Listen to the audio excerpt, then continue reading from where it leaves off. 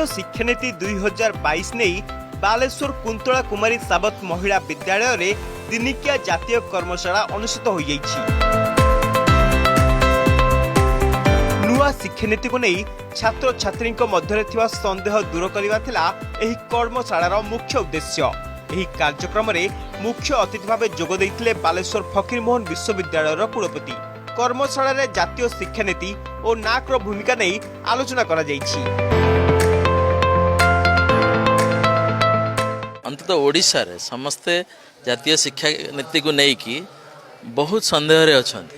एटा कोन हबो केमिति हबो काहेकि होउची बहुत समय लोक भावुछन एटा बोझ नुहे तो से परिप्रेक्षी रे नाक जो जिनसटा आछि नाक को भी अनेक लोक भावंती एटा गोटे आम उपरे विपद आमे काले सी ग्रेड पाई जीवु किंतु ए जो कार्यक्रम होउची अंततः मु आशा रखुची जे कार्यक्रम रे नाक विषय रे संदेह भी दूर हबो एवं जातीय शिक्षा नीति विषय भी संदेह दूर हबो। ता सहित जातीय शिक्षा नीति सहित नाक रो भूमिका कौन से विषय पर्याप्त आलोचना हबो।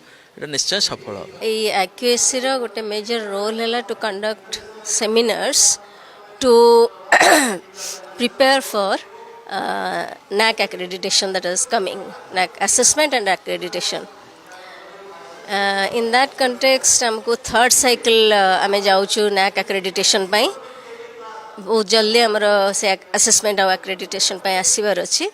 तेनो एटा as a role of IQSC conduct करछि seminar to make aware of NAC accreditation plus NEP 2020, that is National Education Policy 2020. निकटरे जातीय शिक्षानीति एक बड़ परिवर्तन आसी। एही नूतन शिक्षानीति माध्यम रे भारत को विश्व ज्ञानर भंडार रे परिणत करबाकू निष्पत्ति नै जाइछि। एही नूतन शिक्षानीति माध्यम रे समस्त विभाग को समान शिक्षा प्रदान करिबा पई एक समीकरण मध्य प्रस्तुत करा जाइछि।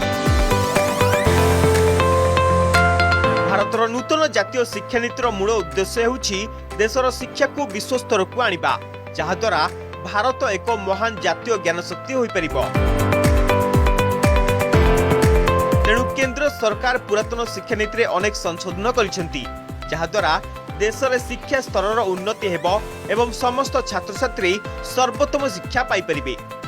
Baleshwar Sanjay Kumar Mahali, Argus news.